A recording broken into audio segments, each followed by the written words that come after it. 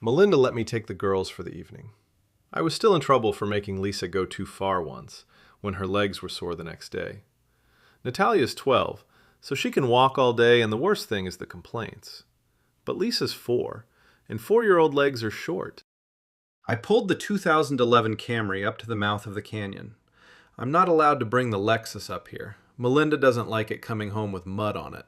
So the Camry it was. I glanced at my phone. No signal. You never get one this far up the canyon, so it wasn't a surprise. "Can we build a fire?" Natalia asked. "I know you have a lighter." I chuckled to myself. The lighter was for smoking joints when no one was looking, but I had everyone convinced I was just a Boy Scout. The weather looked good. There were dark clouds low in the east, but they were a long way off. We started off on the trail, but veered off through the scrub and out across the meadow. Years ago, I had gone this way to get to Jensen's Lake, but it didn't look like I was going to find it again. So we just sat down on a flat rock to eat.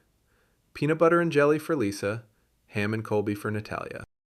Best part of being a dad is being able to have a juice box and pretending like it's just for the kids. The cool breeze felt good on my face. It was the last ordinary thing I remember. One second the air was still enough to hear Lisa chewing, and the next the wind came down off the ridge hard enough to bend the grass flat. I yelled for her to zip her jacket up. The rain started before she'd finished. Drop, drop, sheet. I looked up. The clouds that had been a long way off were on us now, in every direction. The baggie from Lisa's sandwich lifted off the rock and was gone. I watched it blow away, feeling guilt at being a bad steward. "Oh man, we gotta get back to the car," I yelled, keeping my tone light. It was the coldest rain I'd ever felt. Every drop hurt hitting your skin. Lisa was crying loud now. "Be quiet," I thought, "so I can figure this out." Natalia had gone silent. Again, I told them we had to move. We just had to get back to the car. I was going too fast for Lisa. Her boots kept sloshing over and over as I tuned her whining out. Wait, wasn't this where we entered? Why was the ground still flat? "I think we got turned around somehow," I yelled. "Let's turn here." There was a slope, long and with patchy grass, climbing up into the rain.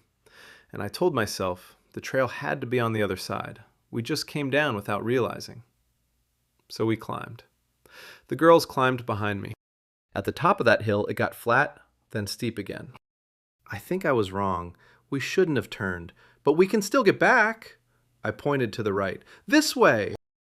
I wasn't sure even then. It didn't make any sense. We hadn't gone down enough to need to go up again. It was hard to see anything. The mountain that had been like my home for years now didn't even look familiar. The rain consumed my every thought. I looked up. It was almost dark. Night dark. The light draining out of the bottom of the sky. What was going on? There should have been at least another hour. I pulled out my phone. 8:45 p.m. What the fuck?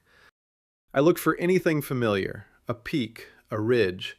But I couldn't see more than 20 feet. Lisa stopped walking. I told her she had to keep going. She took 2 more steps, slow, like the ground had turned to sand, and then she stopped again. I yelled. She tried, she really did, lifted a foot, then fell face down onto the ground. I kneeled next to her. She wasn't asleep, but her eyes wouldn't focus on me. And when I took her hand, it was cold, like raw hamburger from the fridge. I stopped trying to wake her and picked her up instead and started walking. I looked at Natalia then, really looked, for the first time in a while. She was still on her feet, but barely, weaving, hugging herself. I got the phone out one-handed, again, and opened the compass app. I just wanted to know I had my bearings right. My heart sank. It pointed north the way I thought should have been south. How far? How far had we walked in the wrong direction? There were no bars, but does emergency calling still work? I dialed 911. Maybe there's no real service, but it didn't ring. Nothing. The screen just sat there in the rain. Lisa felt heavy in my arms. 38 pounds? I can't hold that much? But she'd gone soft like a rag doll, which made it harder to balance her. I needed a break. Just for a minute. I found a pine with branches low and thick enough to keep off some of the rain. Not much, but some. And I sat down under it with Lisa in my lap, and I thought, what now? I had no answer. What now? My arms were weak. I had to set Lisa down, so I put her on her side to keep the rain out of her nose. It seemed heartless. Ragdoll, I thought. The word corpse popped into my head, but I pushed it away. Natalia sat next to me then. I heard her soft voice cut through the cold air. Dad, are we gonna die? That snapped me to attention. No, we just... My confidence wavered. We just have to get to the car is all. She leaned into my side, and her eyes closed, and she looked peaceful as she drifted to sleep. I put my arm around her and realized my hand was numb. Why? Why had I laid Lisa down instead of doing this? Natalia's question echoed in my mind. Could we die? Then my thoughts went elsewhere. Hard wooden benches of my mother's church. She had dragged me there as a boy. I hadn't prayed in 30 years, but I thought maybe it was time. God, if you're out there, I could really use some help right now. I was interrupted. I heard my name in the dark. David! It came again, level, unhurried, like we had all the time in the world. I knew the voice. I couldn't place it. I don't think God's listening, son. But I am. He came to the edge of what I could see. I could tell something was wrong. He was wearing a maroon shirt, but the shirt wasn't wet. Grandpa? The word stuck in my throat. I tried again. Grandpa Charles? Charles? He turned the name over. You used to call me Chuck. For a split second, I forgot where I was. There's no time for a reunion. Your pot gut is keeping you warm. But they don't have that. He pointed to the girls, one at a time. You have to get them to shelter. The car. We have to get back to the car. No, it's miles to the car. You wouldn't make it. He lifted his chin toward the dark. Quarter mile out, there's a split in the rock, deep enough to get under. A ring of stones for a fire. Bedding rolled up, dry at the back. He eyed me. You think you know this mountain? I know it 100 times better than you. The tears welled up, hot and useless. I can't even carry Lisa, and now you want me to carry both of them? Then hope flicked in my chest. Wait, can you? Can you carry? He shook his head, slow, and whatever had been holding me up just broke. All right, just let me rest. Just a minute. No, he barked, and the word tore through me. Take Natalia. It might not be too late for her. I looked at Lisa, lying the way nothing living lies, cheek down in the wet mud, mouth a little open, and his words kept turning over in my head. He put out his hand to help me up. I reached for it, and my hand passed through his like there was nothing there at all. What are you? I said. A ghost? There's a hereafter. He said it smooth and steady. But it ain't like any heaven I ever heard of. Then his face changed. His jaw set, and something moved behind his eyes. The rain came down in another cold sheet. He strained, like he was lifting something. The hand he had extended to me was shining bright, like a light bulb. I reached again for it, and this time it was solid. And it was hot, not warm, hot. His fingers closed on my wrist, and he pulled. I was halfway up when a fireball engulfed his arm, blue and silver flames like no fire I'd ever seen before. I recoiled in shock and went down hard to the ground. When I got my eyes open again, the fire was gone, and so was the rest of his arm.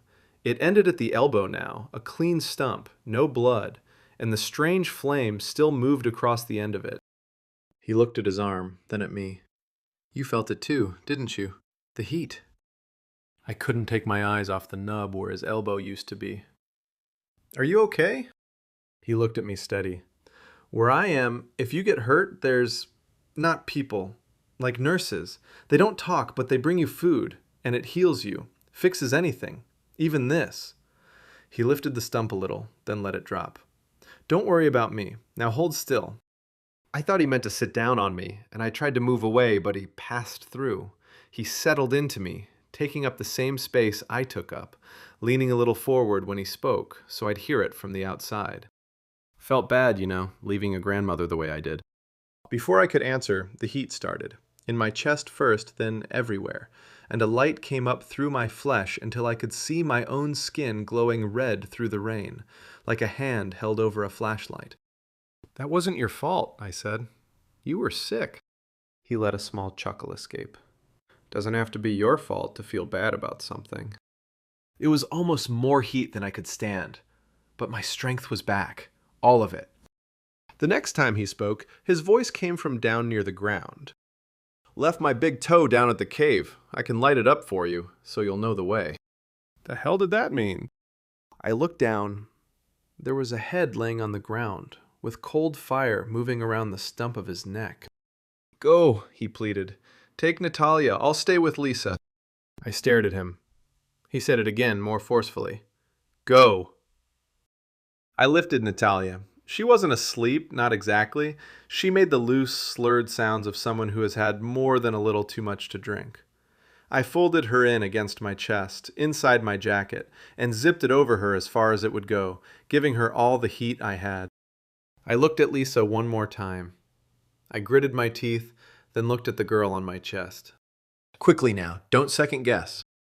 It was dark, but there was a dull glow along the underside of the clouds, reflecting from the city below. A wall of rock came up on the path, forcing me left. This can't be right, I thought. This isn't the way. I was about to turn again when I saw the first flash. Far ahead and low, a pulse of white light, there and gone. I went toward it. There it was, a toe, on the ground, on fire. I turned to the left. He'd called it a crack in the rock. This was a full-blown cave, shallow but roofed and out of the rain. I set Natalia down, and the second her weight left me, I realized I'd hurt my back carrying her like that.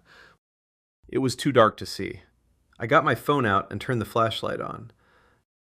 An old magazine, a fire pit, 2 sleeping bags.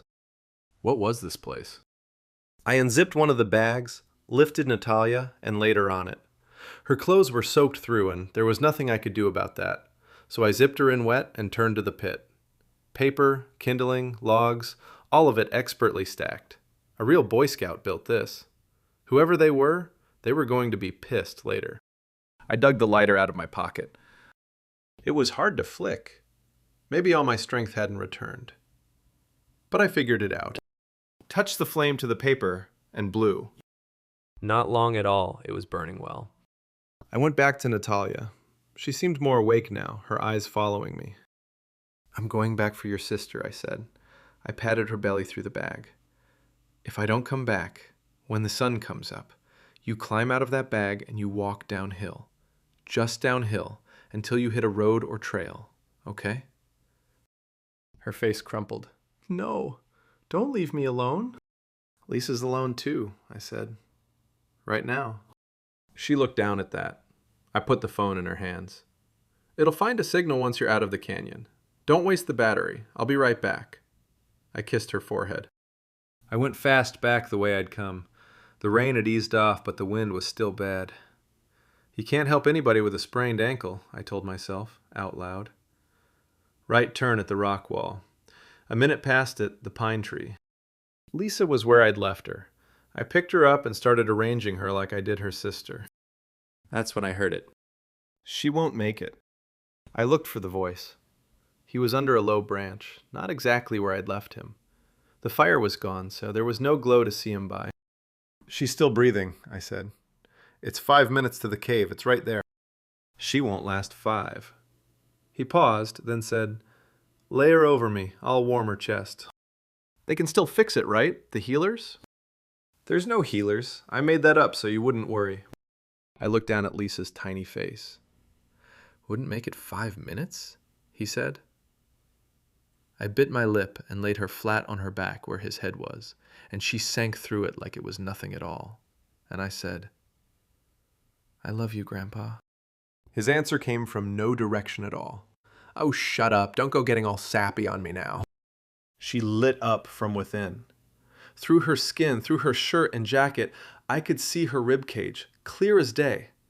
And then it was gone. I picked her up. He was gone. Charles was gone. No, Chuck. I corrected myself. Lisa's eyes opened just a crack. I found us a place that's warm, I told her.